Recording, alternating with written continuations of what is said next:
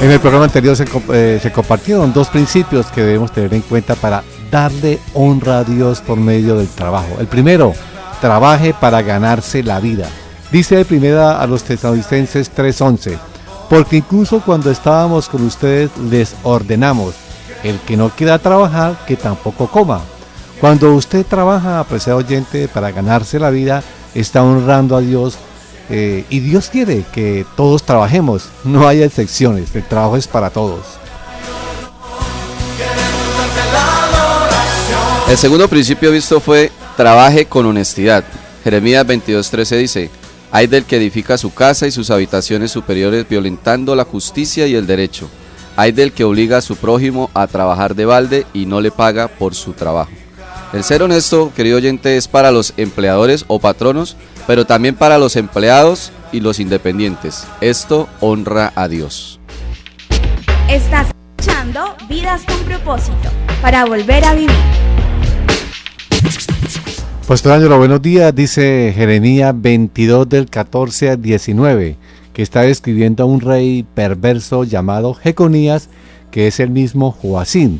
Dice así, hay del que dice, me edificaré una casa señorial, con habitaciones amplias en el piso superior, y le abre grandes ventanas, y le recubre de cedro y la pinta de rojo. ¿Acaso eres rey solo por acaparar mucho cedro? Tu padre no solo comía y bebía, sino que practicaba el derecho y la justicia, y por eso le fue bien. Defendía la causa del pobre y del necesitado, y por eso le fue bien. ¿Acaso no es esto conocerme? Afirma el Señor. Pero tus ojos y tu corazón solo buscan ganancias deshonestas, solo buscan derramar sangre inocente y practicar la opresión y la violencia. Por eso, así dice el Señor acerca de Joacim, hijo de Josías, rey de Judá. Nadie lamentará su muerte ni gritará, ¡ay mi hermano, ay mi hermano! Nadie lamentará su muerte ni gritará, ¡ay Señor, ay su majestad! Será enterrado como un asno, y lo arrastrarán y lo arrojarán fuera de las puertas de Jerusalén. Pastor, este terrible juicio que aquí Dios decreta sobre el rey es una muestra de que Dios es muy celoso y demanda que de su pueblo practique la justicia. Sí, efectivamente, Dios es celoso, y cuando hay personas al estilo de Jeconías, de Joacim, que fue hijo de Josías, impresionante, ¿no? Como un buen hombre de Dios, como lo fue Josías, tuvo un hijo tan malvado, tan materialista, tan amante del dinero, tan opresor, como lo fue su hijo Jeconías. Uno cuando ve en las escrituras encuentra que Dios reiteradas veces, Oscar, habló tanto en la ley como en los escritos y en los profetas en contra de las ganancias deshonestas. Voy a leer en la ley. Levítico 19:13 dice así: no explotes a tu prójimo ni lo despojes de nada, no retengas el salario de tu jornalero hasta el día siguiente. Levítico 19:36 dice: usen balanzas, pesas y medidas justas, yo soy el Señor su Dios que los saqué de Egipto. Eso en la ley. En los escritos, Proverbios 11:1 dice: el Señor aborrece las balanzas adulteradas, pero aprueba las pesas exactas. Proverbios 16:11 dice: las pesas y las balanzas justas son del Señor, todas las medidas son hechura suya. Y en los profetas dice Ezequiel 45:10: usen balanzas justas y pesas y medidas exactas. Oseas 12 del 7 al 8 dice así: Canaán usa balanzas fraudulentas, pues le gusta explotar a los demás. Efraín dice con jactancia: cómo me he enriquecido, he amasado una gran fortuna. En todas mis ganancias no encontrarán que haya pecado en algo, pero obviamente era falso, ¿no? Amós 8 del 5 al 6 dice: ustedes dicen, ¿cuándo pasará la fiesta de la luna nueva para que podamos vender grano, o el día de reposo para que pongamos a la venta el trigo? Ustedes buscan achicar la medida y aumentar el precio, falsear la balanza y vender los desechos del trigo, comprar al desvalido por dinero y al necesitado por un par de sandalias. ¿Cómo era la condición opresora en el mismo pueblo de Dios por haberse desviado de sus mandamientos? Pastor, estos versículos muestran claramente que Dios se opone a los ricos que oprimen a los pobres. Totalmente. Pero el Señor no solo está en contra de quienes están en eminencia y usan pues su posición para amasar las fortunas, las riquezas a punta de injusticia. Dios también está en contra, escúchelo, estimado oyente, de los que están al servicio de los ricos, de los que se valen de ello para robarles, quitarles o extorsionarles, ese que quiere hacer cosas deshonestas porque está trabajando con un rico, ¿no? Dios está en contra de los empleados que registran horas laboradas sin que las hayan laborado, ¿no? Pero las registran, ¿no? en la planilla. Dios está en contra de aquellos que se llevan para sus casas útiles de oficina, obviamente sin ser autorizados, de aquellos que sacan fotocopias sin pagarlas en sus puestos de trabajo, de los que se la pasan hablando por teléfono o pierden su tiempo en cosas ajenas a su labor, de los que pierden el tiempo laboral. Dios está en contra de esas personas. Vea, me hace acordar que cuando mi esposa trabajaba fuera de casa, nosotros tuvimos que contratar a una señora que nos colaboraba con los oficios pues de la casa. Resulta que como yo en aquel tiempo era lechero y llevaba una buena cantidad de leche para la casa, esta señora aprovechaba para sacarse la leche cuando nosotros no estábamos. ¿Qué hicimos nosotros? Pues tuvimos que despedirla. Ahorita es difícil encontrar personas que sean honestas y personas que sean justas en sus trabajos. 2 principios para honrar a Dios con nuestro trabajo, hemos visto hasta el momento: trabaje para ganarse la vida y trabaje con honestidad, algo que hoy es bastante vulnerado, el principio de la honestidad. Pastor Ángelo, ¿cuál es el tercer principio para honrar a Dios con lo que hacemos? Trabaje como para Cristo, o sea que su razón de trabajar sea Cristo y no tanto el dinero. Desde luego que trabajamos porque necesitamos, pero nuestro motivo, nuestro motor para trabajar debe ser el Señor. Vea lo que dice Colosenses 3:22 al 24. Esclavos, obedezcan en todo a sus amos terrenales, no solo cuando ellos los estén mirando, como si ustedes quisieran ganarse el favor humano, sino con integridad de corazón y por respeto al Señor. Hagan lo que hagan, trabajen de buena gana, como para el Señor y no como para nadie en este mundo, conscientes de que el Señor los recompensará con la herencia. Ustedes sirven a Cristo el Señor. Imaginémonos, ¿qué tal que todos los empleados de las empresas dieran el 100% de sus capacidades? Imaginémonos unas empresas así. Yo creo que tendríamos mejores empresas que las que tenemos hoy. Pero por supuesto, estudios han demostrado, estimado oyente, que los empleados promedio rinden más o menos entre el 30 y el 40% de su capacidad laboral. Y esto explica el por qué es tan difícil pues hacer empresa en nuestro país. Si los empleados pues fueran más justos y los empleadores también, entonces tendríamos empresas altamente productivas. El gran problema es que ni los unos ni los otros quieren dar más de sí. Mientras que el empleado piensa, ¿para qué me mato tanto? Si el que va a ganar es mi jefe, es la empresa, ¿qué estará pensando el empleador? Pues generalmente dice, le estoy pagando mucho a mi empleado. Sí, ¿para qué le doy más? Si ya gana lo suficiente, o ¿para qué le doy más si no hace lo suficiente? Vea, mientras que esos sean los pensamientos de las dos partes, entonces muy poco se podrá avanzar en materia laboral. Muchos critican que Pablo no haya censurado la práctica esclavista de la época, pero Dios, a través del apóstol, lo que hizo fue más bien regular la práctica de la esclavitud en época de Pablo. Dios ordenaba una relación bilateral armoniosa, ¿cierto?, entre amos y entre esclavos. Y esa regulación aplica perfectamente hoy en la relación patrón-empleado. Pastor, ¿qué nos enseña este pasaje de Colosenses 3:23 al 24? Y lo leo nuevamente. Dice: esclavos, obedezcan en todo a sus amos terrenales, no solo cuando ellos los estén mirando como si ustedes quisieran ganarse el favor humano, sino con integridad de corazón y por respeto al Señor. Hagan lo que hagan, trabajen de buena gana como para el Señor y no como para nadie en este mundo, conscientes de que el Señor los recompensará con la herencia. Ustedes sirven a Cristo el Señor. Bueno, examinemos el texto bíblico para encontrar entonces las perlas que dice acerca del trabajo. Número 1, ¿qué dice este pasaje? Que el empleado cristiano debe obedecer en todo a sus patronos. Obviamente, pues se exceptúa aquellos casos en que la función o el pedido de obediencia sea desobedecer lo que dice claramente la palabra de Dios. Lo segundo es que esta obediencia por parte del empleado no debe ser interesada en ganar favores por parte del empleador. Lo tercero es que esta obediencia debe ser con un corazón íntegro, es decir, sin doblez, y debe ser por respeto a Cristo. Lo cuarto que dice el pasaje es que el obedecer debe ser de buena gana, sin regañadientes ni sacudida de hombros, ¿cierto? Como lo haría el Chavo, ¿cierto? Que sacude los hombros. Lo quinto que dice el pasaje es que el objeto del obedecer debe ser solo Cristo, es por Él que yo obedezco y lo hago bien. Y número 6, la motivación de la obediencia es la recompensa futura en el cielo. Casi nunca se nos enseñó eso, que hasta nuestro trabajo que hacemos aquí en la tierra debería ser hecho porque nosotros pensamos en la herencia que vamos a recibir en el cielo. Yo pregunto, ¿qué empleador no quiere tener a alguien que hace las cosas como para el Señor? ¿Qué empleador no desea que sus trabajadores sean 100% honestos? ¿Qué empleador no quisiera retener a un trabajador que es eficiente en todo lo que hace?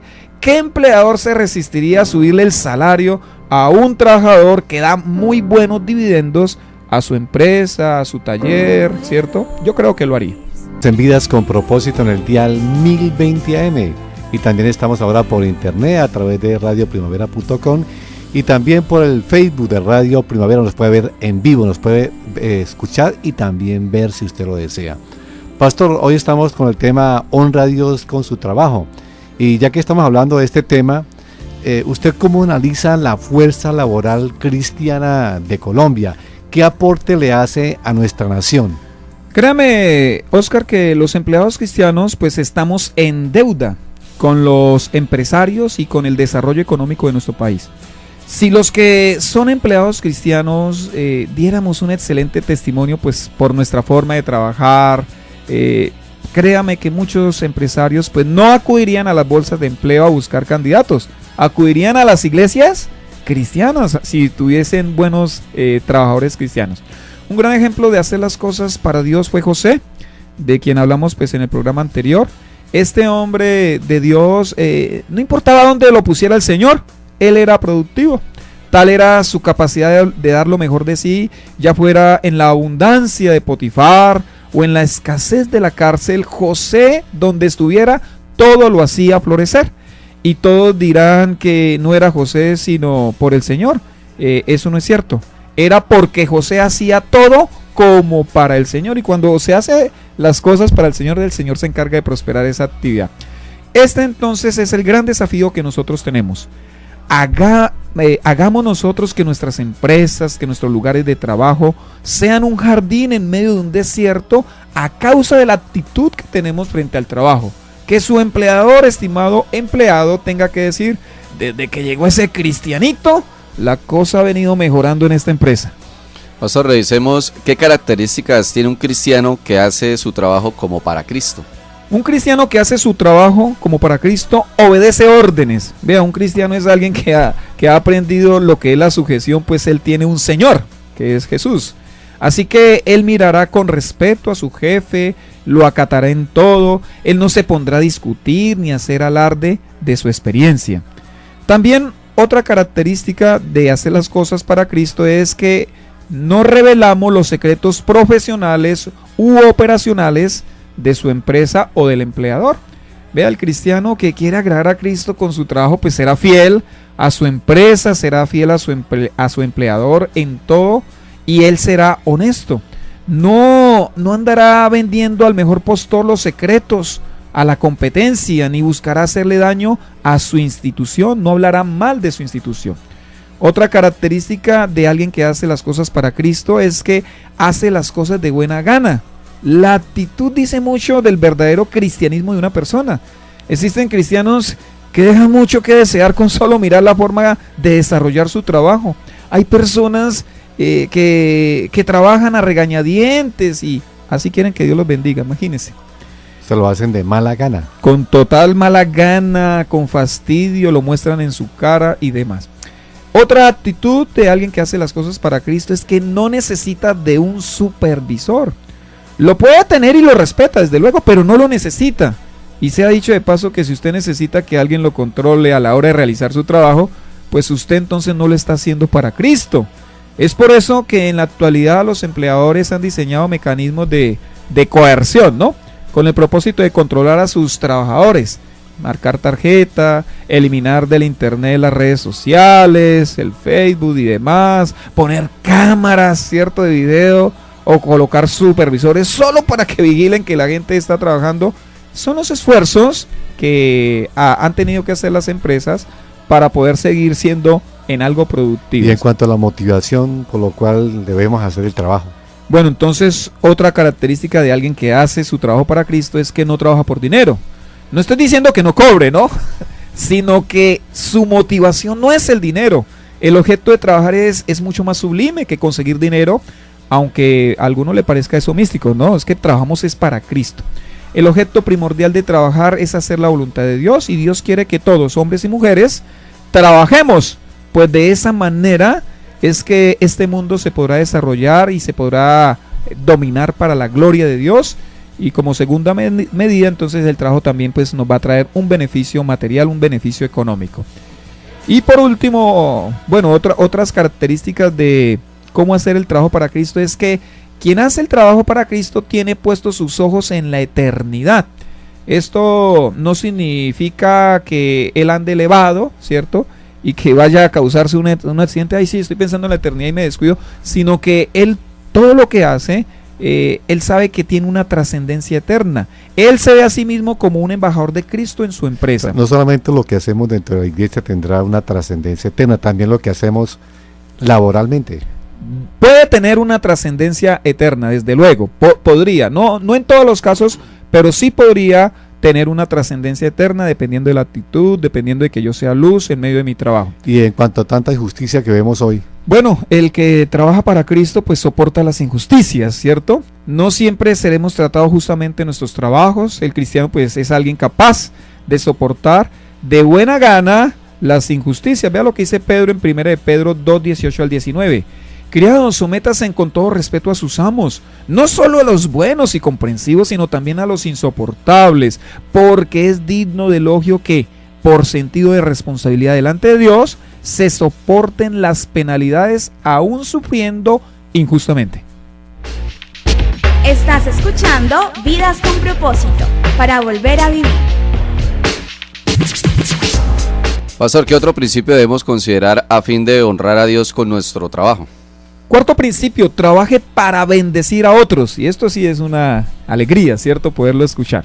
Trabaje para bendecir a otros. Vea lo que dice Hechos 20:35, está hablando el apóstol Pablo. Con mi ejemplo les he mostrado que es preciso trabajar duro para ayudar a los necesitados, recordando las palabras del Señor Jesús. Hay más dicha en dar que en recibir. Pablo dice que él trabajaba duro. A mí me gusta eso.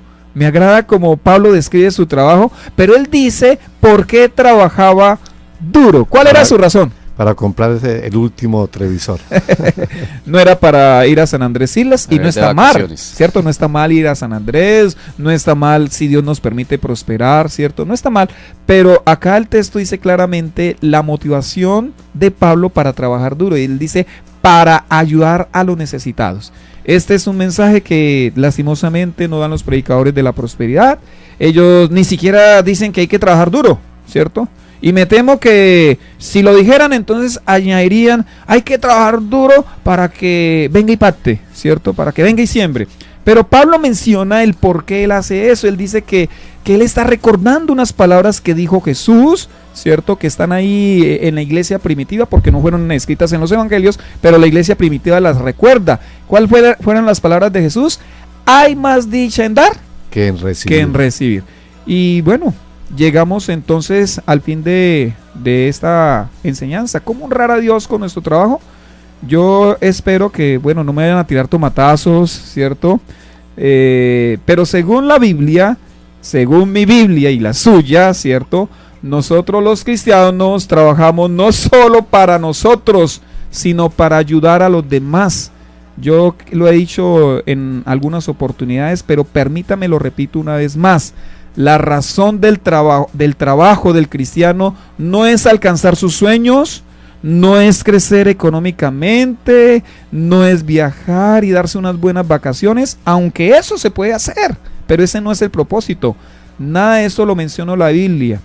Dice Pablo en primera a Timoteo 6:17: a los ricos de este mundo mándales que no sean arrogantes ni pongan su esperanza en las riquezas que son tan inseguras, sino en Dios, que nos provee de todo en abundancia para que lo disfrutemos. Así que implícitamente pues nosotros podemos gozar de todo aquello que Dios nos da por medio del trabajo.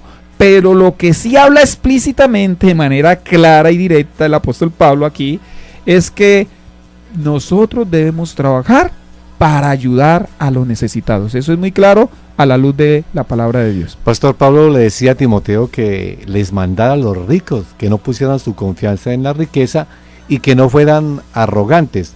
Esa es una buena actitud que todo cristiano, rico o pobre, debe tener. Así es, eso lo dice el versículo 16, además el 17, 1 Timoteo 6 sigue diciendo, vea, 6, 17, 18 y 19. Dice, mándales a los ricos, ¿cierto? Mándales a los ricos que hagan el bien, que sean ricos en buenas obras y generosos, dispuestos a compartir lo que tienen. De este modo atesorarán para sí un seguro caudal para el futuro y obtendrán la vida verdadera. Esto quiere decir que el ayudar a los demás no es una opción, sino que bíblicamente el ayudar a los demás es una obligación, es un mandamiento. Proverbios 3, 27 al 28 dice, no niegues un favor a quien te lo pida si en tu mano está el otorgarlo. Nunca digas a tu prójimo, vuelve más tarde, te ayudaré mañana, si hoy tienes con qué ayudarlo.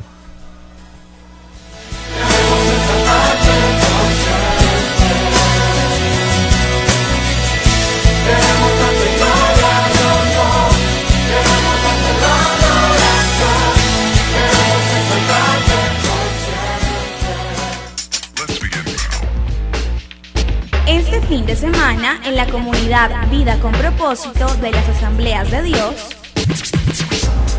el próximo domingo damos inicio a una nueva serie para el mes de septiembre, practicando la comunión, con el primer tema, cómo levantar al caído, en las reuniones que tenemos en las 3 sedes de la comunidad Vida con Propósito en el área metropolitana.